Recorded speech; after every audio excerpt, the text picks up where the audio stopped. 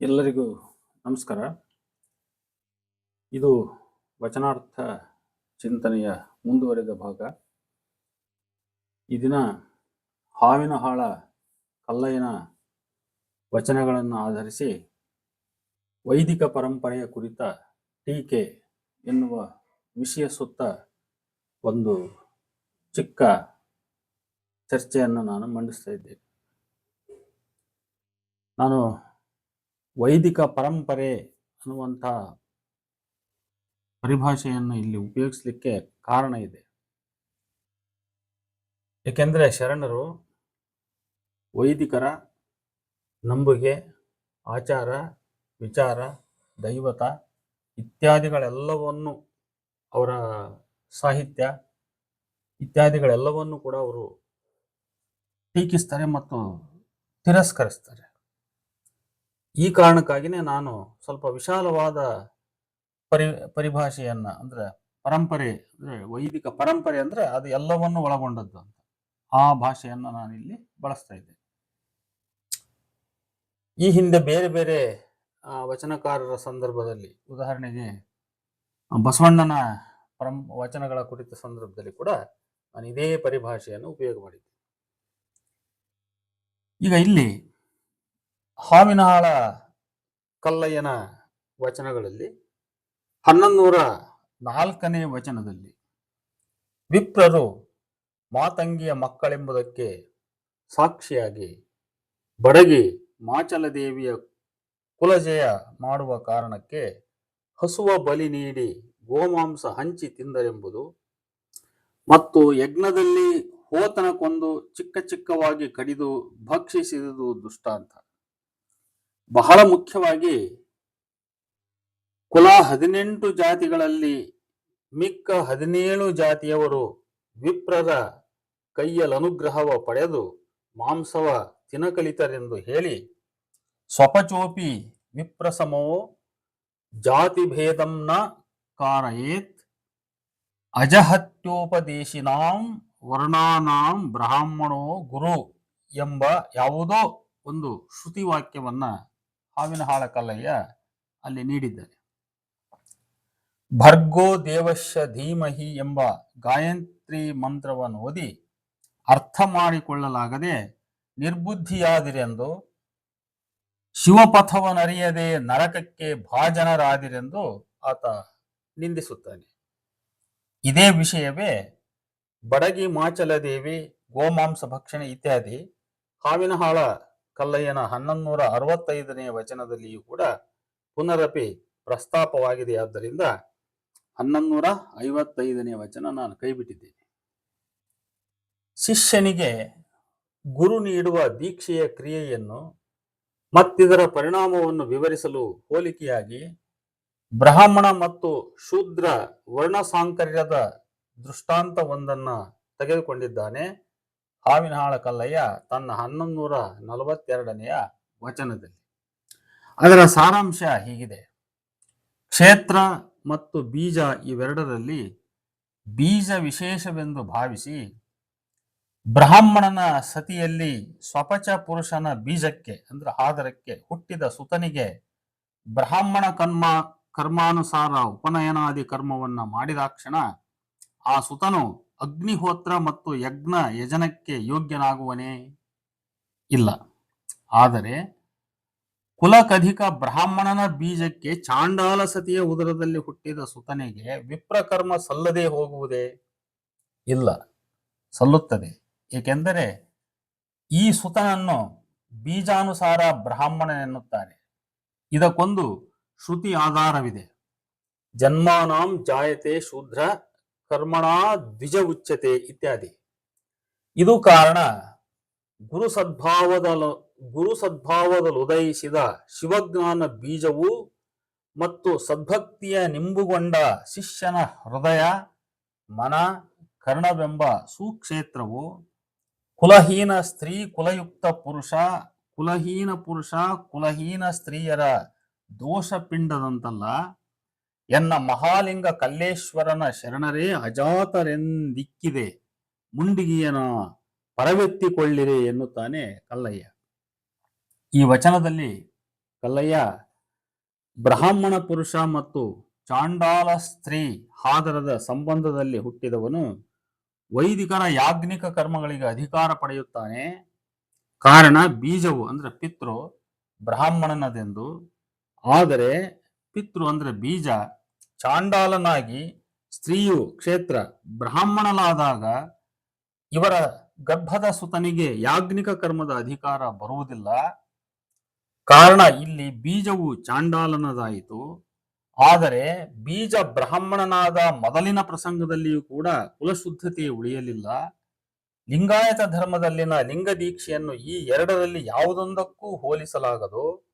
ಕಾರಣ ಗುರುವಿನ ಸದ್ಭಾವದಲ್ಲಿ ಹುಟ್ಟಿದ ಶಿವಜ್ಞಾನವೆಂಬ ಬೀಜವು ಮತ್ತು ಸದ್ಭಕ್ತಿಯ ನಿಂಬುಗೊಂಡ ಶಿಷ್ಯನ ಹೃದಯ, ಅಂದ್ರೆ ಇಲ್ಲಿ ಶಿಷ್ಯ ಯಾವ ಜಾತಿಯವನು ಬೇಕಾದರೂ ಆಗಿರಬಹುದು, ಆದರೆ ಪ್ರಸ್ತುತ ಅದರ ಉಲ್ಲೇಖ ಈ ವಚನದಲ್ಲಿ ಇಲ್ಲ.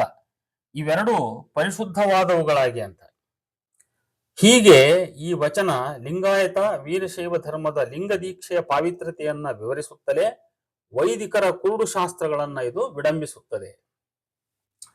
ಜಾತಿಯಲ್ಲಿ ಅಧಿಕವೆಂದು ನುಡಿವರು ವಿಪ್ರ ಜನರು.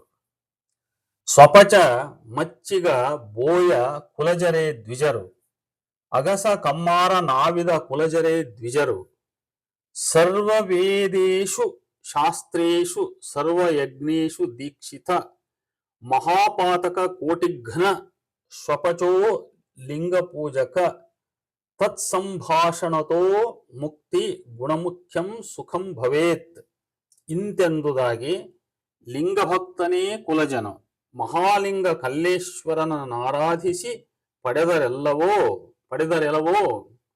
ಮಹಾಲಿಂಗ ಕಲ್ಲೇಶ್ವರನಾರಾಧಿಸಿ ಪಡೆದರೆಲ್ಲವೋ ಮರೆದಡೆ ಒಳಗೊಂಡದ ಲಿಪ್ಪರೆಲ್ಲವೋ ಅಂತ ಹೇಳ್ಬಿಟ್ಟು 1150ನೇ ವಚನ. ಈ ವಚನ 2-3ನೇ ಸಾಲಿನ ಕೊನೆಗಿರುವ ಪ್ರಶ್ನಾರ್ಥಕ ಚಿಹ್ನೆಗಳಿಂದ ಈ ವಚನದ ಅರ್ಥ ಕ್ಲಿಷ್ಟವೆನಿಸಿದೆ. ಆದ್ದರಿಂದ ನನಗನ್ನಿಸುವಂತೆ ಆ ಪ್ರಶ್ನಾರ್ಥಕ ಚಿಹ್ನೆಗಳನ್ನು ತೆಗೆದುಹಾಕಿ ಅಲ್ಲಿ ಆಶ್ಚರ್ಯಕಾರಕ ಚಿಹ್ನೆಯನ್ನು ಹಾಕಿಕೊಂಡು ಓದಿದರೆ ಈ ವಚನದ ಅರ್ಥ ಸುಲಭವಾಗಿ ಮನವರಿಕೆಯಾಗುವುದು. ಹೀಗೆಂದು ಭಾವಿಸಿ ಈ ವಚನದ ಅರ್ಥವನ್ನ ನಾನು ವಿವರಿಸಲಿಕ್ಕೆ ಪ್ರಯತ್ನ ಮಾಡ್ತೇನೆ. ವಿಪ್ರರು ತಾವೇ ಜಾತಿಯಲ್ಲಿ ಅಧಿಕವೆಂದು ಹೇಳಿಕೊಳ್ಳುವರು. ಆದರೆ ನಿಜಕ್ಕೂ ಸ್ವಪಚ ಮಚ್ಚಿಗ ಬೋಯ ಕುಲಜರೆ ಇವರು ದ್ವಿಜರು. ಅಗಸ ಕಮ್ಮಾರ ನಾವಿದ ಕುಲಜರೆ ದ್ವಿಜರು. ಹೀಗೆನ್ನುವಾಗ ಈ ಎರಡೂ ಸಾಲುಗಳಲ್ಲಿ ಜಾತಿವಾಚಕ ಹೆಸರುಗಳ ಕೊನೆಗೆ ಬಂದಿರುವ ಕುಲಜರೆ ಎಂಬ ಪದವು ವಿಶೇಷ ಅರ್ಥವನ್ನು ಅದು ಹೊಂದಿದೆ. ಈ ವಿಶೇಷ ಅರ್ಥ ವಚನ ಪರಂಪರೆಯ, ಅದರಲ್ಲಿಯೂ ಬಸವಣ್ಣನ ಕುಲಜಾತಿ ಸಿದ್ಧಾಂತದ ಹಿನ್ನೆಲೆಯಲ್ಲಿ ಈ ಕುಲಜ ಪದವನ್ನು ನಾವು ಅರ್ಥೈಸಬೇಕು. ಈ ಪ್ರಕಾರ ಕುಲಜರು ಯಾರು ಅಂದರೆ ಶಿವಭಕ್ತರೇ ಕುಲಜರು ಅಂತ ಅರ್ಥ.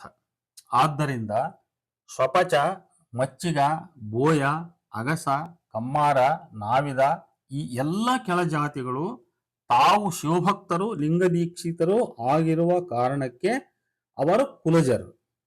ಹಾಗೆ ಅವರು ಕುಲಜರಾಗಿರುವ ಕಾರಣಕ್ಕೆ ಆ ಕುಲಜರೇ ದ್ವಿಜರು ಅಂತ. ನೋಡಿ, ಇಲ್ಲಿ ಸಂಸ್ಕೃತ ಶ್ಲೋಕಗಳನ್ನ ಅಲ್ಲಿ ಅನೇಕ ಕೊಟ್ಟಿದ್ದಾನೆ ಆತ. ಕಲ್ಲಯ್ಯ ವೈದಿಕರ ಜಾತಿ ಭೇದವನ್ನು ಬಹಳ ಸ್ಪಷ್ಟವಾಗಿ ನಿರಾಕರಿಸುತ್ತಾನೆ. ಹೀಗೆ ಬ್ರಾಹ್ಮಣ ಮೊದಲಾಗಿ ಸ್ವಪಚ ಕಡೆಯಾಗಿ ಎಲ್ಲರಿಗೆಯೂ ಜನನ ಒಂದೇ. ಆಹಾರ ನಿದ್ರೆ ಭಯ ಮೈಥುನ ಒಂದೇ. ಪುಣ್ಯ ಪಾಪ ಒಂದೇ. ಸ್ವರ್ಗ ಒಂದೇ. ಬೇರೆಂಬ ಭಂಗಿತರು ನೀವು ಕೇಳಿರೆ. ಇದು 1171ನೇ ವಚನ. ಬೇರೆಂಬ ಭಂಗಿತರು ವೈದಿಕರಲ್ಲದೆ ಬೇರಾರೂ ಅಲ್ಲ. ಇಲ್ಲಿ ಅವರಿಗೆ ಉತ್ತರವಾಗಿ ಈ ವಚನ, ಇದರ ಮುಂದಿನ ಸಾರ ಹೀಗಿದೆ: ಅರಿವೇ ಸತ್ಕುಲ ಅಂದ್ರೆ ಒಳ್ಳೆಯ ಕುಲ, ಮರವೇ ದುಕ್ಕುಲ ಅಂದ್ರೆ ದುಷ್ಟ ಕುಲ, ಅರಿವು ವಿಡಿದು ಮನಪಕ್ಷ, ಆಗಮವಿಡಿದು ಆಚಾರ, ಆಚಾರವಿಡಿದು ಸಮಯ ಅಂದರೆ ಆಚಾರದಂತೆ ಪಂಥ ಅಥವಾ ಮತ, ಅರಿದಡೆ ಶರಣ, ಮರೆದಡೆ ಮಾನವ, ತಿಳಿದು ನೋಡಿದರೆ ಸಚರಾಚರ ಜಗತ್ತೆಲ್ಲವೂ ಪಂಚಭೂತಾತ್ಮಕವಾದುದು.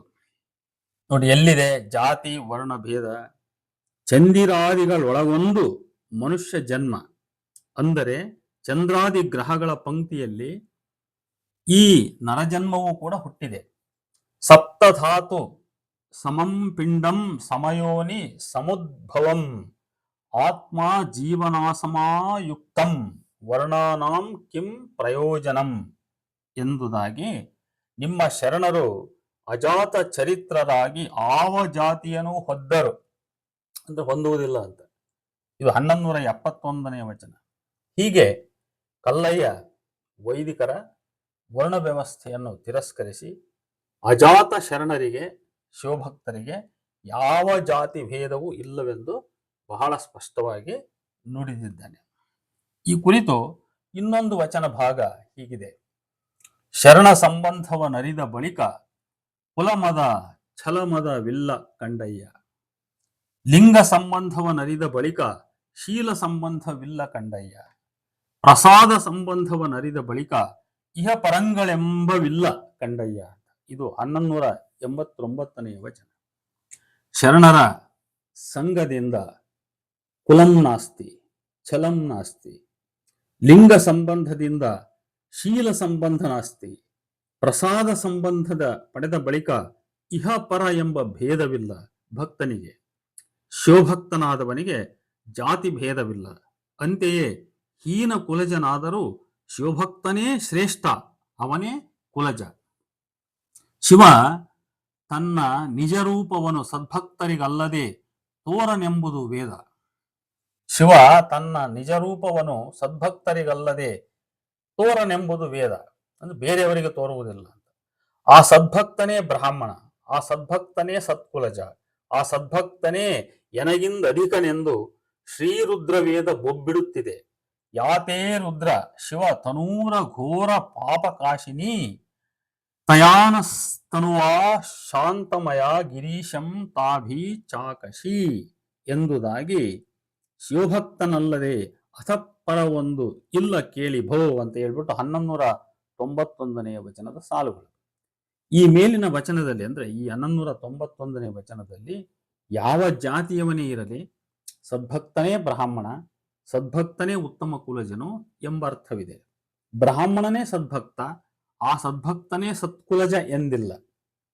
ಹೀಗೆ ಶಿವಭಕ್ತರಲ್ಲಿ ಜಾತಿ ಭೇದವಿಲ್ಲ, ಶಿವಭಕ್ತರೇ ಸತ್ಕುಲಜರು ಎಂಬ ವಿಚಾರದ ಪಕ್ಕದಲ್ಲಿಯೇ ಶಿವಭಕ್ತರಲ್ಲದವರೊಡನೆ ಶಿವಭಕ್ತರು ಯಾವ ಕೊಡುಕೊಳೆ ಸಂಬಂಧ ಸಂಭಾಷಣೆ ಊಟೋಪಚಾರಗಳನ್ನು ಮಾಡಕೂಡದೆಂಬ ನಿಷೇಧಗಳು ಕೂಡ ಇವೆ. ಈ ನಿಷೇಧಗಳೇ ಭಕ್ತರನ್ನ ಭವಿಗಳಿಂದ ದೂರ ಮಾಡುತ್ತವೆ, ಪ್ರತ್ಯೇಕಿಸುತ್ತವೆ. ಕಲ್ಲಯ್ಯನ ವಚನಗಳಲ್ಲಿಯೂ ಕೂಡ ಇಂತಹ ಅಭಿಪ್ರಾಯದ ವಚನಗಳಿವೆ. ಶಿವನ ಅರ್ಧಾಂಗಿ ತನ್ನ ಪತಿಯೊಡನೆ ಬಿಟ್ಟು ಬೇರೊಬ್ಬನೊಡನೆ ಊಟ ಮಾಡಿದರೆ ಪತಿದ್ರೋಹವಾಗುತ್ತದೆ ಎಂದು ಪ್ರಾರಂಭಿಸುವ ಹಾವಿನಹಾಳ ಕಲ್ಲಯ್ಯನ 1107ನೇ ವಚನ, ಅದರ ಮುಂದಿನ ಸಾಲುಗಳು ಹೀಗಿವೆ: ಮನ ಪುನರ್ಜಾತನಾಗಿ ಪ್ರಾಣಲಿಂಗ ಪ್ರಸಾದಿಯಾದ ಪ್ರಸಾದಿ ಗ್ರಾಹಕ ಪ್ರಸಾದಿ, ಇದಿರೊಡನೆ ಭುಂಜಿಸುವ ಪರಿಯಿನ್ನೆಂತೋ ಒಂದಾಗಿ ಭೋಜನವ ಮಾಡಿದಲ್ಲಿ ಸಜ್ಜನ ಸ್ಥಳ ಬೆಂದಿತ್ತು, ಗುರುವಚನ ನೊಂದಿತ್ತು, ಜಂಗಮ ನಾಚಿತ್ತು, ಪ್ರಸಾದ ಹೇಸಿತ್ತು, ಅವಧಾನ ಒಡಗಿತ್ತು, ಭಕ್ತಿ ಮೀಸಲ ಒಳಿದು ಬೀಸರ ಹೋಗಿತ್ತು ಅಂತ ಹೇಳ್ಬಿಟ್ಟು ಶಿವಭಕ್ತನಾದವನು ಗುರುವಿಂದ ದೀಕ್ಷೆ ಪಡೆಯುವ ಮೂಲಕ ಮನ ಪುನರ್ಜಾತನಾಗಿರುತ್ತಾನೆ. ಅಂದರೆ ಮಾನಸಿಕವಾಗಿ ಅವನು ಮರುಹುಟ್ಟು ಪಡೆದು ಶ್ರೀ ಗುರುವಿನ ಕರಕಮಲ ಸಂಜಾತನಾಗಿರುತ್ತಾನೆ. ಇಂಥ ಭಕ್ತ ಇದಿರೊಡನೆ ಎಂದರೆ ಶಿವಭಕ್ತರಲ್ಲದವರೊಡನೆ ಊಟ ಮಾಡುವುದೆಂದರೆ ಅದನ್ನು ಕಲ್ಪಿಸಿಕೊಳ್ಳಲಾಗದು. ಹಾಗೆ ಉಂಡಲ್ಲಿ ವಚನದಲ್ಲಿ ವಿವರಿಸಿದ ಅಂತಪ್ಪ ದುಷ್ಪರಿಣಾಮಗಳುಂಟಾಗುವವು ಅಂತ. ಘನಘೋರ ಪರಿಣಾಮ, ಭಕ್ತಿ ಮೀಸಲ ಒಳಿದು ಬೀಸರ ಹೋಗಿತ್ತು ಅಂತ.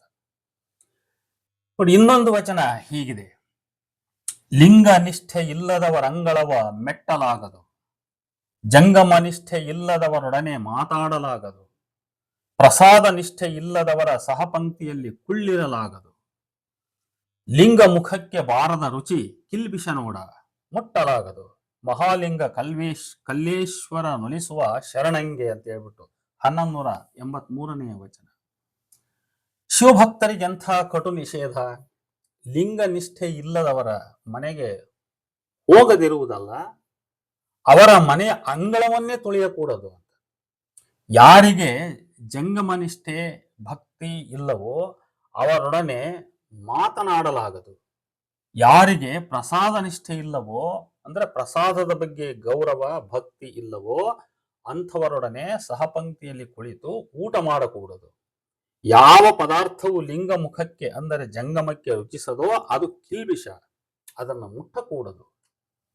ಹೀಗೆ ಶರಣ ಧರ್ಮವು ಭಕ್ತರಿಗೆ ಭವಿಗಳೊಂದಿಗಿನ, ಅಂದ್ರೆ ಶಿವಭಕ್ತರಲ್ಲದ ಎಲ್ಲ ಜಾತಿಯವರು ಅಂತ ಅರ್ಥ. ಇಲ್ಲಿ ಭವಿಗಳಂದ್ರೆ ಎಲ್ಲ ಜಾತಿಯವರೊಂದಿಗೆ, ಶಿವಭಕ್ತರಲ್ಲದ ಬೇರೆಲ್ಲ ಜಾತಿಗಳು ಇಲ್ಲಿ ಭವಿಗಳಂತ ಅರ್ಥ. ಹಾಗಾಗಿ ಭವಿಗಳೊಂದಿಗಿನ ಎಲ್ಲ ವಿಧದ ಸಂಬಂಧವನ್ನು ನಿಷೇಧಿಸುತ್ತದೆ. ಭಕ್ತರ ನಡಾವಳಿಕೆಗಳು ಆಚಾರಬದ್ಧವಾಗಿರತಕ್ಕದ್ದು, ನೀತಿಬದ್ಧವಾಗಿರತಕ್ಕದ್ದು ಅಂತ.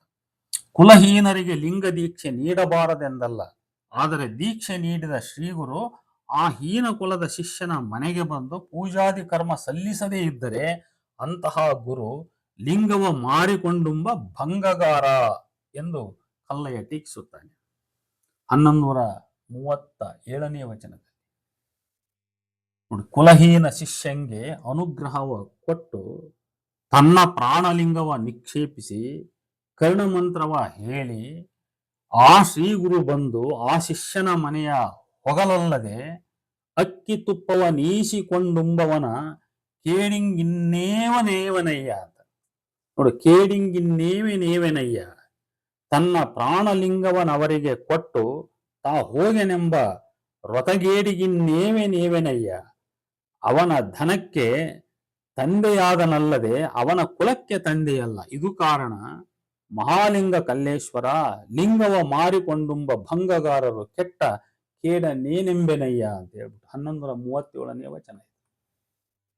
ಕುಲಹೀನ ಶಿಷ್ಯನಿಗೆ ಲಿಂಗಾಯತ ವೀರಶೈವ ಧರ್ಮದ ಗುರುವು ಲಿಂಗ ದೀಕ್ಷೆಯನ್ನು ಕೊಡಲೇಬಾರದು ಅಂತ ಇಲ್ಲ, ಆದರೆ ಕೊಡಬಹುದು. ಆದರೆ ಹಾಗೆ ಅಂತಹ ಕೀಳು ಜಾತಿಯ ಶಿಷ್ಯನಿಗೆ ತನ್ನ ಪ್ರಾಣಲಿಂಗವನ್ನು ನಿಕ್ಷೇಪಿಸಿ ಅಂದ್ರೆ ಹುದುಗಿಸಿಟ್ಟ ಕಿವಿಯಲ್ಲಿ ಮಂತ್ರವನ್ನು ಉಸುರಿದ ಬಳಿಕ ಆ ಶಿಷ್ಯನ ಗೃಹಕ್ಕೆ ಹೋಗಿ ಅಲ್ಲಿ ಪೂಜೆ ಸಲ್ಲಿಸಿ ಪ್ರಸಾದ ಸ್ವೀಕರಿಸದೆ ಅವನ ಮನೆಯಿಂದ ಅಕ್ಕಿ ತುಪ್ಪವ ಮುಂತಾದವನ್ನು ಅವನು ತೆಗೆದುಕೊಂಡು ತನ್ನ ಮನೆಗೆ ತಂದು ತಿಂಬುವಂತಹ ಗುರುವು ಕೆಟ್ಟ ಕೇಡಿಗಿನ್ನೇನು ಹೇಳುವುದು ಎಂದು ಖೇದ ವ್ಯಕ್ತಪಡಿಸಿ, ಅಂತಹ ಗುರು ರೊತಗೇಡಿ, ಅವನು ಆ ಶಿಷ್ಯನ ಧನಕ್ಕೆ ತಂದೆಯಾದನೂ ಹೊರತು ಅವನ ಕುಲಕ್ಕಾಗಲಿಲ್ಲ. ಇಂತಹ ಗುರು ಲಿಂಗವ ಮಾರಿಕೊಂಡುಂಬ ಭಂಗಗಾರರು ಕೆಟ್ಟ ಕೇಡನೇನೆಂಬೆನಯ್ಯ ಎನ್ನುತ್ತಾನೆ ಕಲ್ಲಯ್ಯ. ಇದನ್ನ ನಾವು ಇತ್ತೀಚಿನ ಅಂದ್ರೆ 20ನೇ ದಶಕದ ಆರಂಭದಲ್ಲೂ ಕೂಡ ಕೆಲವು ಶೈವ ಗುರುಪಂಥದವರು ಕೆಲವು ಶಿಷ್ಯರ ಮನೆಗಳಿಗೆ, ಅಂದ್ರೆ ತಾವು ಯಾರನ್ನ ಕೀಳು ಅಥವಾ ತಳ ಸಮುದಾಯದವರು ಅಂತ ಅವ್ರು ಭಾವಿಸಿರ್ತಾರೋ ಅಂಥವರ ಮನೆಗೆ ಹೋದ್ರೆ ಅಲ್ಲಿ ಪಾದಪೂಜೆ ಮಾಡಿಸಿಕೊಂಡು ಪ್ರಸಾದವನ್ನು ಸೇವಿಸದೆ ಆ ಅಕ್ಕಿ ಬೆಲ್ಲ ಬೇಳೆ ಇವುಗಳನ್ನ ಹಿಸ್ಕೊಂಡು ಬರ್ತಕ್ಕಂಥದ್ದನ್ನು ನಾವು ಕೇಳಿದ್ದೇವೆ ನೋಡಿ. ಇದು 12ನೇ ಶತಮಾನದಲ್ಲಿಯೇ ನಡೆದಿತ್ತು. ಇಂಥವರನ್ನ ಶರಣರು ಟೀಕಿಸಿದ್ರು ಅನ್ಲಿಕ್ಕೆ ಹಾವಿನಹಾಳ ಕಲ್ಲಯ್ಯನ ಈ ವಚನ ಬಹಳ ಸ್ಪಷ್ಟವಾದ ನಿದರ್ಶನ. ಇನ್ನು ವೇದಶಾಸ್ತ್ರ ಪುರಾಣಗಳನ್ನು ಕೂಡ ಹಾವಿನಹಾಳ ಕಲ್ಲಯ್ಯ ತಿರಸ್ಕಾರ ಮಾಡಿದ್ದಾನೆ. ವೇದವ ಓದಿದಡೇನು, ಶಾಸ್ತ್ರ ಪುರಾಣ ಆಗಮಗಳ ಕೇಳಿದಡೇನು, ಗುರುಕಾರುಣ್ಯವಿಲ್ಲದವನು ಲಿಂಗವ ಮುಟ್ಟಿ ಪೂಜಿಸಲಾಗದು, ಜಪ ತಪ ಧ್ಯಾನ ರುದ್ರಾಕ್ಷಿಯ ಧರಿಸಿದಡೇನು, ಗುರೂಪದೇಶವಿಲ್ಲದೆ ಲಿಂಗವ ಪೂಜಿಸಿದಡೇನು, ಅವನು ಪಂಚಮಹಾಪಾತಕನು, ಅವನ ಮುಖವ ನೋಡಲಾಗದು, ಇದನರಿದು ಗುರುಕಾರುಣ್ಯವಿಡಿದು ಮಾಡಿದ ಪೂಜೆಯೇ ಶಿವಂಗೆ ಪ್ರೀತಿ, ಇದನರಿಯದೆ ಗುರುಕಾರುಣ್ಯವಿಲ್ಲದವ ಶಿವಲಿಂಗ ಪೂಜೆ ಮಾಡಿದಡೆ ಅಘೋರ ನರಕ ತಪ್ಪದು ಮಹಾಲಿಂಗ ಕಲ್ಲೇಶ್ವರ ಅಂತ 1187ನೇ ವಚನ. ಈ ವಚನದಲ್ಲಿ ಶಿಷ್ಯನೊಬ್ಬ ಲಿಂಗ ಪೂಜೆಗೆ ಅರ್ಹತೆಯನ್ನ ಪಡೆಯುವುದು ಅವನ ವೇದಶಾಸ್ತ್ರಾಗಮ ಪುರಾಣದ ಓದಿನಿಂದ ಜ್ಞಾನದಿಂದ ನಿರ್ಣೀತವಾಗುವುದಿಲ್ಲ, ಜಪತಪ ರುದ್ರಾಕ್ಷಿ ಧಾರಣೆಯಿಂದಲೂ ಕೂಡ ಅಲ್ಲ, ಅವನು ಗುರುವಿಂದ ದೀಕ್ಷೆಯನ್ನು ಪಡೆಯುವುದರಿಂದ ಅರ್ಹನಾಗುತ್ತಾನೆಂಬುದನ್ನು ಇಲ್ಲಿ ಪ್ರತಿಪಾದಿಸಲಾಗಿದೆ. ಬಹುಶಃ ಇಂಥ ಕಾರಣಕ್ಕಾಗಿಯೇ ಬಸವಣ್ಣ ದೀಕ್ಷೆಯನ್ನು ಕೊಡಬಲ್ಲ ಗುರುವಿಗಾಗಿ ಹಂಬಲಿಸಿ ಅದೆಷ್ಟೋ ವರ್ಷ ಕಾದು ಅಪಹಪಿಸಿದ್ದನೆನ್ನುವುದನ್ನು ನಾವು ಇಲ್ಲಿ ಸ್ಮರಿಸಿಕೊಳ್ಳಬೇಕು. ಈ ವಚನ ಬಹಳ ಸ್ಪಷ್ಟವಾಗಿ ವೈದಿಕರನ್ನೇ ಉದ್ದೇಶಿಸಿದೆ ಎಂಬುದು ನನ್ನ ಗ್ರಹಿಕೆ. ಕಾರಣ, ವೇದಶಾಸ್ತ್ರಾದಿಗಳ ಓದಿನ ಜ್ಞಾನದ ಅರ್ಹತೆಯನ್ನ ಹುಟ್ಟಿನಿಂದಲೂ ನಂತರ ಉಪನಯನದಿಂದಲೂ ಪಡೆದವರು ಬ್ರಾಹ್ಮಣರು. ಬಹುಶಃ ಅವರು ಲಿಂಗಾಯತ ವೀರಶೈವ ಗುರುದೀಕ್ಷೆ ಪಡೆಯಲು ಇಚ್ಛಿಸದೆ, ಕಾರಣ ಗುರು ತಮ್ಮ ವೈದಿಕ ಕುಲದವನಲ್ಲ, ಮೇಲಾಗಿ ಆ ಲಿಂಗಾಯತ ಸಂಪ್ರದಾಯ ತಮ್ಮದಲ್ಲ ಅನ್ನೋ ಕಾರಣಕ್ಕಾಗಿ ಸ್ವತಂತ್ರವಾಗಿ ಲಿಂಗ ಪೂಜೆಯನ್ನ ಮಾಡಬಹುದೆಂಬ ನಂಬಿಕೆಯನ್ನು ಅವರು ತಾಳಿರಬೇಕು. ಈ ಸೂಚನೆಯನ್ನು ಈ ವಚನದ 3ನೆಯ ಸಾಲು, ಗುರುಪದೇಶವಿಲ್ಲದೆ ಲಿಂಗವ ಪೂಜಿಸಿದಡೇನು ಅನ್ನುವಂಥ ಸಾಲು ನಮಗೆ ವ್ಯಕ್ತಪಡಿಸುತ್ತದೆ. ಗುರು ಉಪದೇಶ ಪಡೆಯದೆ ಲಿಂಗ ಪೂಜೆಗೆ ಮುಂದಾದ ಬ್ರಾಹ್ಮಣರಿಗೆ ಈ ಪ್ರಶ್ನೆ. ಹಾಗೆ ಮಾಡುವವನು ಪಂಚಮಹಾಪಾತಕನು, ಅಂಥವನಿಗೆ ಅಘೋರ ನರಕ ತಪ್ಪದು, ಅಂಥವನ ಮುಖವ ನೋಡಲಾಗದು ಎಂದು ಖಂಡಿಸುವನು ಕಲ್ಲಯ್ಯ. ವೇದವೆಂಬುದು ಮಾಯಿಕದ ಕೈಯ ವಿಕಾರದಲ್ಲಿ ಹುಟ್ಟಿತ್ತು, ಆಗಮವೆಂಬುದು ಮಾಯಿಕದ ಬಾಯ ವಿಕಾರದಲ್ಲಿ ಹುಟ್ಟಿತ್ತು, ಶಾಸ್ತ್ರವೆಂಬುದು ಮಾಯಿಕದ ದೇಹ ವಿಕಾರದಲ್ಲಿ ಹುಟ್ಟಿತ್ತು. ಇದು ಕಾರಣ ಇವ ತೂರಿ ಕಳೆದು ಮಹಾಸ್ಥಳದಲ್ಲಿ ನಿಂದವರುಗಳನ್ನಲ್ಲದೆ ಮಹಾಲಿಂಗ ಕಲ್ಲೇಶ್ವರ ದೇವರು ಒಲ್ಲರು ಅಂತ ಹೇಳುತ್ತೆ ವಚನ 1188. ಈ ವಚನ ಬಹಳ ಸ್ಪಷ್ಟವಾದ ಮಾತುಗಳಲ್ಲಿ ವೈದಿಕರ ವೇದ ಆಗಮ ಶಾಸ್ತ್ರಗಳನ್ನ ಅನುಕ್ರಮವಾಗಿ ಮಾಯಿಕದ ಕೈಯ ವಿಕಾರ ಅಂದ್ರೆ ಮೋಸದ ಕೈಯ ವಿಕಾರ, ಬಾಯ ವಿಕಾರ ಮತ್ತು ದೇಹ ವಿಕಾರಗಳಲ್ಲಿ ಹುಟ್ಟಿದವೆಂದು ಅವುಗಳ ಪ್ರಾಮಾಣ್ಯವನ್ನ ಪಾರಿಶುದ್ಧತೆಯನ್ನ ತಿರಸ್ಕರಿಸುತ್ತದೆ. ಲಿಂಗ ಪೂಜೆಗೆ ಅರ್ಹನಾಗುವ ವ್ಯಕ್ತಿ ಈ ವೈದಿಕರ ಸಾಹಿತ್ಯಗಳೆಲ್ಲವನ್ನು ತೂರಿ ಕಳೆದು ಮಹಾಸ್ಥಳದಲ್ಲಿ ನಿಂದಿರಬೇಕು. ಅಂದರೆ ವೈದಿಕತೆಯನ್ನು ತ್ಯಜಿಸಿ ಲಿಂಗವಂತ ವೀರಶೈವ ಧರ್ಮದ ಗುರುವಿನ ದೀಕ್ಷೆಯನ್ನು ಪಡೆದು ಲಿಂಗ ಭಕ್ತ ಸ್ಥಳದಲ್ಲಿ ನಿಂದಿದ್ದರೆ ಮಾತ್ರ ಅವನು ಲಿಂಗ ಪೂಜೆಗೆ ಅರ್ಹನಾಗುತ್ತಾನೆ. ವೈದಿಕರನ್ನ ನೇರ ವಾಗ್ವಾದದಲ್ಲಿ ಮುಖಾಮುಖಿಯಾದ ಕಲ್ಲಯ್ಯ ಅವರನ್ನ ಎದುರಿಸಿದ ಪರಿ ಹೀಗಿದೆ. ವಚನ 1199. ಆಹಾ, ವೇದವೇ ತತ್ವವಾದಡೆ ಮಾದಾರನ ಮನೆಯಲುಂಡನೊಬ್ಬ. ಆಹಾ, ವೇದವೇ ತತ್ವವಾದಡೆ ಮಾದಾರನ ಮನೆಯಲುಂಡನೊಬ್ಬ. ನಿಧಾನವುಳ್ಳ ಉಪಾಧ್ಯಾಯರಾರೂ ಇಲ್ಲದಾದಡೆ ಶಾಸ್ತ್ರವೇ ತತ್ವವಾದಡೆ ಶಿವರಾತ್ರಿಯನೊಬ್ಬ ಬೇಡಂಗಿತ್ತುದನೊಬ್ಬ ಶ್ರೋತ್ರಿಯಂಗೀಯಲಾಗದೆ ಆಗಮ ವಿದ್ಯೆಯಲ್ಲಿ ಮಂತ್ರ ಮೂರುತಿ ಎಂಬ ಮಾತಂತಿರಲಿ ಅದ ಕೇಳಲಾಗದು ಭ್ರಾಂತು ಬೇಡ. ಭಾವ ಮೂರುತಿ ಬಲ್ಲ ಪ್ರಮಾಣವಿದೆ. ಆ ಕುಲವೆಂದಡೆ ಹೊಕ್ಕ ಕಕ್ಕಯ್ಯಗಳ ಮನೆಯ. ಅಕ್ಕಟ ನಿಮ್ಮ ತರ್ಕ ಮುಕ್ಕಾಯಿತ್ತು ಲೋಕವರಿಯದೆ. ಕಲ್ಲಲಿಟ್ಟು ಕಾಲಲೊದೆದಡೆ ಅಲ್ಲಿ ಮೂರುತಿ ನುಡಿಯುತ್ತಲ್ಲಯ್ಯ. ಬಲ್ವದನು ದ್ವಿಜರು ನೀವೆಲ್ಲರೂ ಹೇಳಿರೆ, ಸಲ್ಲದು ನಿಮ್ಮ ವಾದ ನಿಲ್ಲಲಿ, ಬಲ್ಲಿದ ನಡೆದುದೇ ಬಟ್ಟೆ. ಮಹಾಲಿಂಗ ಕಲ್ಲೇಶ್ವರ ಲಿಂಗಾಚಾರ್ಯಗಳು ನಿಸ್ಸೀಮರಯ್ಯ ಅಂತ. ಇದು 1199ನೇ ವಚನ. ಇದು ಈ ವಚನದಲ್ಲಿ ಕಲ್ಲಯ್ಯನ ತರ್ಕವನ್ನ ನಾವು ಅರ್ಥ ಮಾಡಿಕೊಳ್ಳೋಣ. ವೈದಿಕರೇ, ಶಿವನಿಗೆ ವೇದವೇ ತತ್ವವಾಗಿದ್ದಲ್ಲಿ ಮಾದಾರ ಚೆನ್ನಯ್ಯನ ಮನೆಯ ಲುಂಡನಲ್ಲ ಏಕೆ?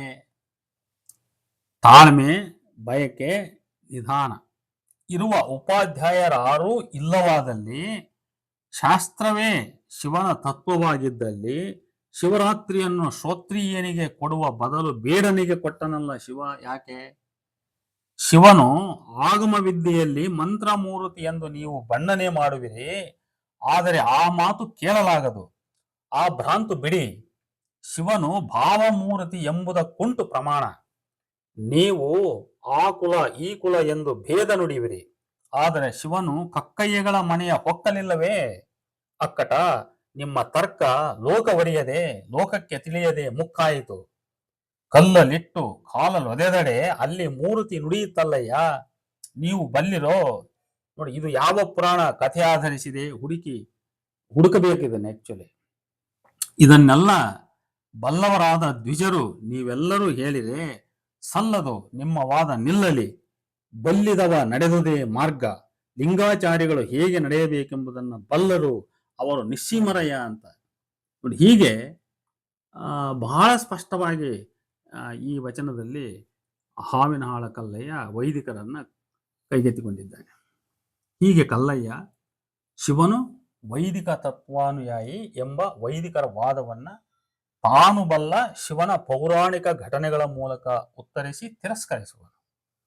ಲಿಂಗಾಯತ ವೀರಶೈವ ಶರಣರು ಸ್ವತಂತ್ರವಾಗಿ ವೈದಿಕರಿಗೆ ಪ್ರತಿಯಾಗಿ ತಮ್ಮ ಧರ್ಮ ಪಥವನ್ನು ರೂಪಿಸುವ ದಾಷ್ಟ್ರ್ಯವುಳ್ಳವರು ಎಂದು ವಾದಿಸಿದ್ದಾನೆ. ಇಲ್ಲಿ ಈ ವಚನ ಶರಣ ಧರ್ಮವು ವೈದಿಕವನ್ನು ವಿರೋಧಿಸಿ ತನ್ನ ಆಕೃತಿಯನ್ನ ರೂಪಿಸಿಕೊಳ್ಳುತ್ತಿತ್ತೆನ್ನಲು ಇದು ಬಹಳ ಸ್ಪಷ್ಟವಾದ ಸಾಕ್ಷಿಯಾಗಿದೆ. ಇದು ಇನ್ನೊಂದು ವಚನ ವೈದಿಕ ಪರಂಪರೆಯ ವಿರೋಧ, ಜಂಗಮದ ಪಾದತೀರ್ಥವ ಇಷ್ಟಲಿಂಗಕ್ಕೆ ಮಜ್ಜನವ ಮಾಡಿ, ನೋಡಲ್ಲಿ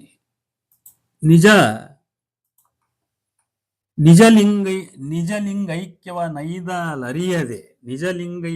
ನೈದಲರಿಯದೆ ಕಂಡವರ ಕಂಡು ತೀರ್ಥದಲ್ಲಿ ಮಂಡೆಯ ಬೋಳಿಸಿಕೊಂಡವರ ತೆರನಾದ ಭಂಡರ ಮೆಚ್ಚುವನೇ ಮಹಾಲಿಂಗ ಕಲ್ಲೇಶ್ವರ ನಿಮ್ಮ ಶರಣ ಅಂತ ಹೇಳಿಬಿಟ್ಟು 1159ನೇ ವಚನ. ಹೀಗೆ ನಾವು ಇಷ್ಟು ವಚನಗಳು, ಇನ್ನೂ ಕೆಲವು ಸಿಕ್ಕಬಹುದು, ಇಷ್ಟು ವಚನಗಳನ್ನು ಆಧರಿಸಿ ಆ ಹಾವಿನಹಾಳ ಕಲ್ಲಯ್ಯ ಈ ವೈದಿಕ ಪರಂಪರೆಯ ಕುರಿತಾಗಿ ಯಾವ ನಿಲುವನ್ನ ತಾಳಿದ್ದ ಅಂತ ಒಂದು ಚರ್ಚೆಯನ್ನು ನಾವು ಮಾಡಬಹುದು ಅಂತ ಹೇಳ್ತಾ ಈ ವಿಡಿಯೋವನ್ನು ನಾನು ಇಲ್ಲಿಗೆ ಮುಕ್ತಾಯಗೊಳಿಸ್ತಾ ಇದ್ದೇನೆ. ನಮಸ್ಕಾರ.